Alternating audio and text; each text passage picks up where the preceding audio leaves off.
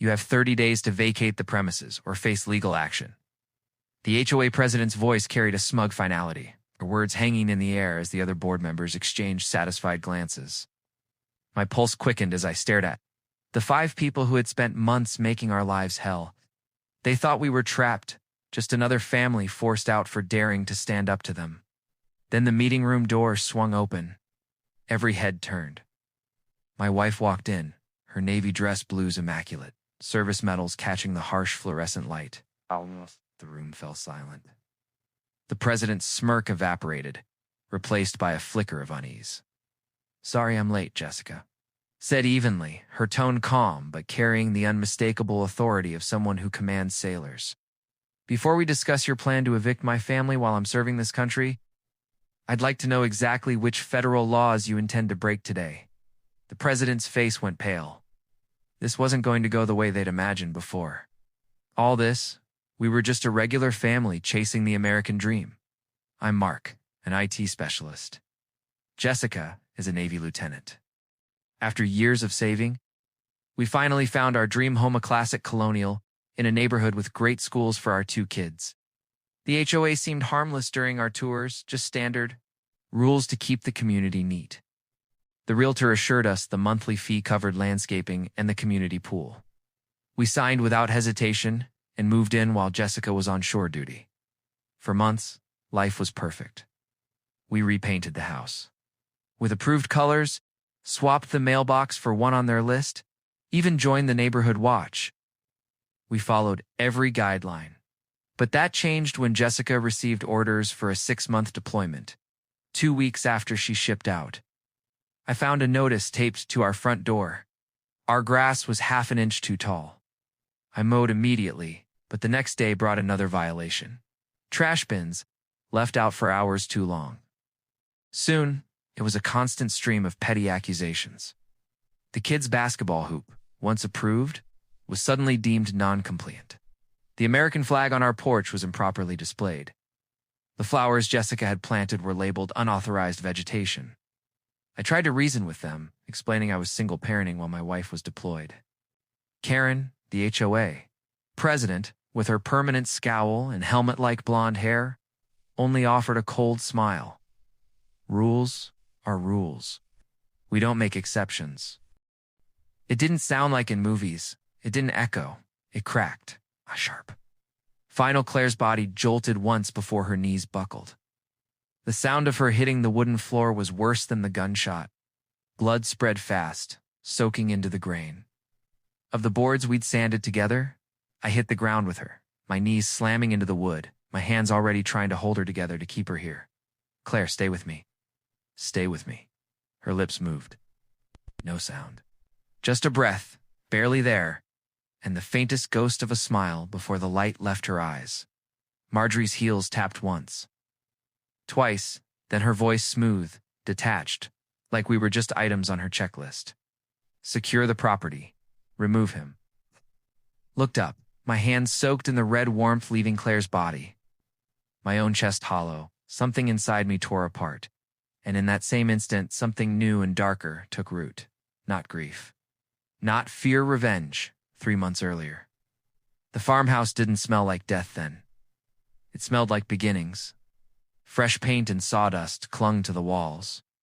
The fields outside held the soft scent of rain-soaked earth, a promise of something better.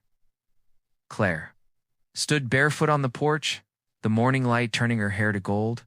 She held the deed in both hands, almost like it was fragile. "You're sure about this, Aaron?" she asked. Her voice was soft, careful, like she didn't want to hope too hard. I wrapped an arm around her shoulders, pulling her close. After 25 years of sirens and concrete, yeah, this is it. This is what we've been waiting for. Penny tore across the yard, her tiny feet kicking up dew. Her laugh, that bright bubbling sound, filled the air. For the first time in years, it felt like we could breathe again. "This place," Claire whispered, "it feels alive." "It's ours," I said. The first sign should have been the silence after the moving truck left. The second was the sound. Of heels on gravel the next morning, I turned, and there she was. Framed against the pale dawn like a warning dressed in pastel, Marjorie Hale. Her hair was perfect, not a single strand daring to move. The clipboard tucked under her arm looked less like paperwork and more like a weapon. Mr. and Mrs. Miles, she said, her smile tight, her voice sweet in the way poison is sweet before it kills. Welcome to Clearbrook Estates, Claire smiled. Politely, the way good people do when they meet new neighbors. Thank you, we're excited to be here. Marjorie's eyes didn't meet hers. They moved over the porch, the siding, the mailbox. Gosh, every inch of our new life, judging, measuring. I'm Marjorie Hale, she said, president of the Homeowners Association. We take pride in our standards here. I trust you'll understand the importance of compliance. Then she reached into her bag and pulled out a small device. A laser measurer. Claire blinked. You're measuring the fence? Marjorie smiled. It wasn't a smile. It was a warning dressed as one. Rules keep order. Order keeps value. Value keeps us all safe. Her words slid under my skin, quiet but sharp. At the time, I told myself it was just protocol, just a neighbor doing her job. Later, I'd realize it was the first shot fired in a war we didn't know we'd signed up for. That night, Claire stood at the kitchen sink, the last of the sun painting her face in warm gold. She turned, her hands still damp from the dishes. Do you think we made the right choice, Erin? I kissed her temple and wrapped my arms around her. Best choice we've ever made. If only I'd known how fast that dream would bleed into a nightmare for the first few weeks. Clearbrook felt like the dream we'd been chasing all our lives. Morning sunlight spilling across wide-open fields, Penny's laughter echoing through the farmhouse halls, Claire humming under her breath while unpacking dishes we hadn't seen since the city. It was quiet, not the heavy, suffocating quiet of isolation, but the gentle quiet of a place finally letting you breathe. Every evening, we'd sit on the porch and watch the sky burn orange. Claire leaning against me with her tea, Penny curled up with a blanket. For a while, I let myself believe this would last. The first note showed up on the 5th day, a single yellow slip folded neatly in our mailbox. Fence paint does not meet Clearbrook HOA standards. Compliance required within 10 days. I read it twice before laughing. You've got to be kidding me.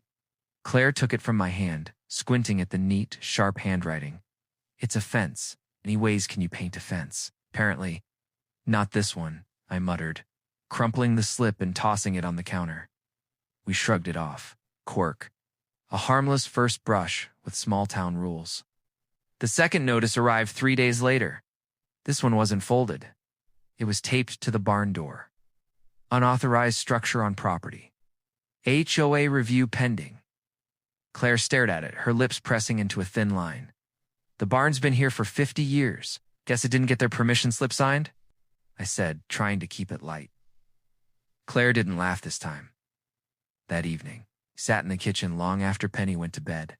The yellow slip sat between us like some unwanted guest.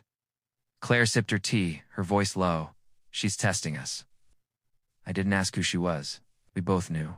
She'll get bored, I said. Claire met my eyes. Don't get bored. They get brave. A week later, the mandatory inspection notice arrived. Your property has been selected for a scheduled compliance review. Failure to comply will result in escalation. The words sat heavy on the page. Escalation. Claire set the paper down slowly, her voice flat. She makes it sound like a war. I forced a smile I didn't feel. It's just an inspection. Deep down, a knot began to form. It was a Tuesday, warm, still morning. Claire was in the workshop, Penny chasing the barn cat in the yard.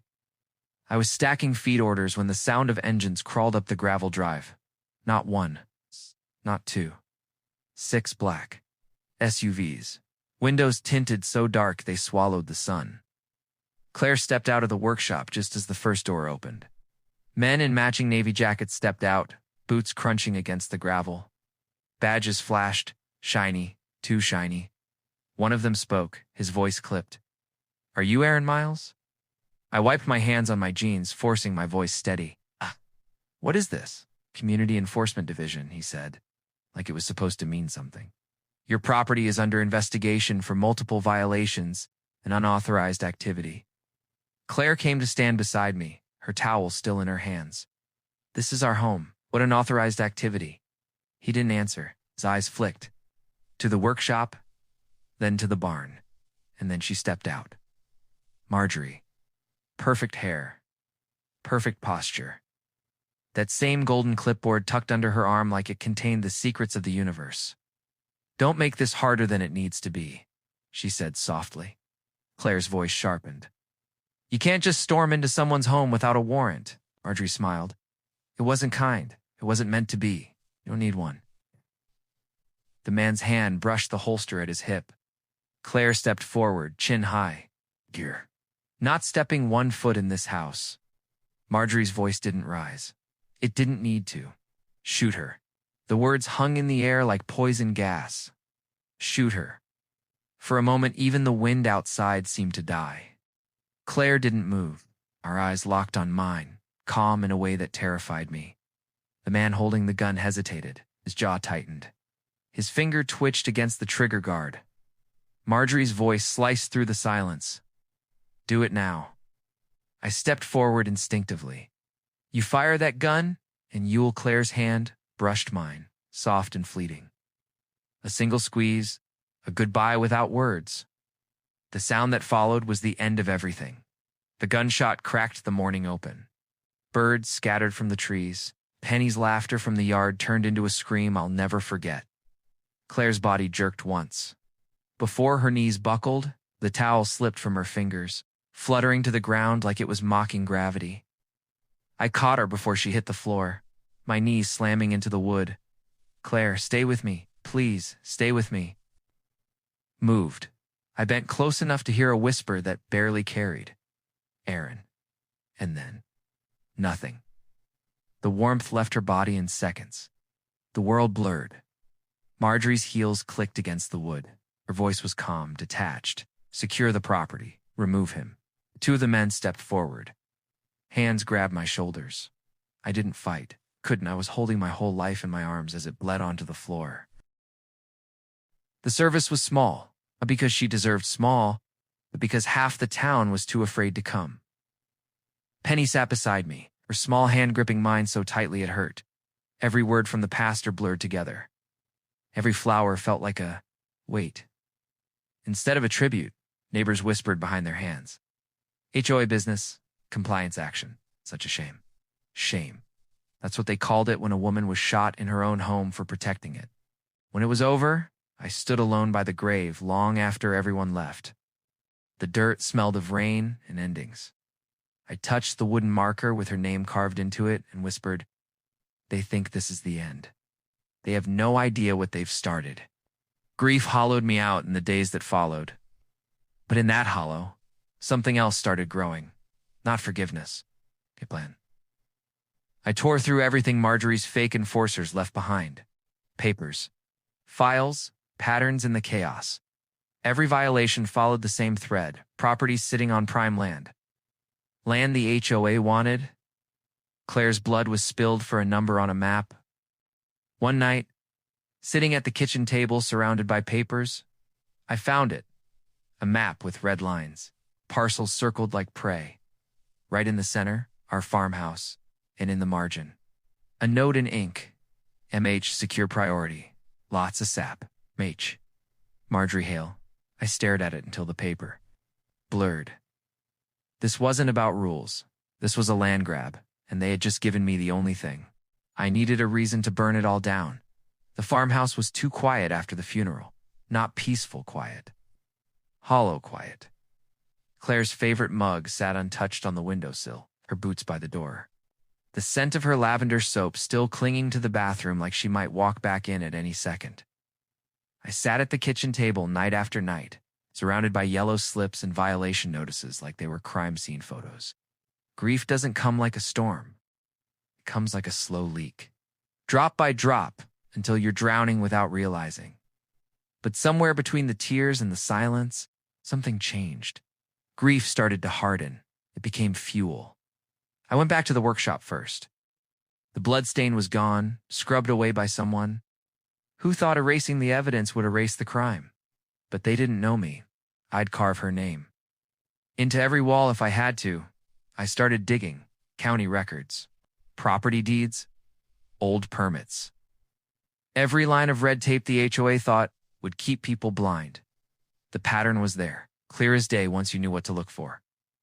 Every property Marjorie's Community Enforcement Division had touched sat on. A section of land marked for development. Our farmhouse wasn't just a home, was leverage. One night, I found the document that changed everything. A confidential memo with a list of priority acquisitions. Next to ours, $2.4 million, fast track. Approval pending clearance. Clearance. That's what they called it when they put a bullet in my wife. I needed proof. Not just for me, for everyone. I set up cameras. Every road in and out of Clearbrook. Every corner of Marjorie's pristine HOA office. Then I went neighbor to neighbor, quietly, carefully. Most shut their doors. Fear makes people small, but a few opened them. An old man down the road handed me a letter. Find me for a wheelchair ramp. Said the color didn't match the aesthetic. I paid. Couldn't fight M. A young couple showed me photos of their torn-up garden. She said it violated code. We didn't even get a warning. Piece by piece, the picture came together. This wasn't enforcement. It was control. The breakthrough came from a neighbor I barely knew. Quiet woman who never made eye contact until that night. She slid a flash drive across my table. Security cameras, she whispered. The day it happened. I plugged it in, my hands shaking, and there it was. The workshop. Claire. Marjorie's voice. Clear as a bell. Shoot her. I didn't cry. Not then. I smiled, because now I had the match to light the fire. The first shot I fired wasn't made. Of lead. It was data. At exactly 8 a.m., every email address tied to Clearbrook pinged with a single message. No subject line. It's just a link and one word. Watch. The video was only 30 seconds long. It didn't need to be longer, Claire. The workshop. The sound of her voice just before the gunshot. And Marjorie Hale's order, crystal clear. Shoot her. I sat at the kitchen table, the screen light flickering off my face as I imagined every neighbor hitting play. By noon, the neighborhood was alive in a way it hadn't been in years. Driveways filled with small groups whispering, then shouting. Phones lit up. Doors slammed. Fear shifted that day. For the first time, it wasn't sitting on our porches. It was sitting on hers. That night, I didn't sleep. I printed copies of the deeds, the confidential memo. The map with her initials circled like a signature of guilt. By dawn, every doorstep in Clearbrook had an envelope waiting. Inside, proof that the HOA wasn't protecting property value. It was carving up land for private sale by morning. The quiet suburban streets felt like a fuse had been lit. This wasn't my fight anymore. It was everyone's. On the third day, I walked into the HOA headquarters, not alone.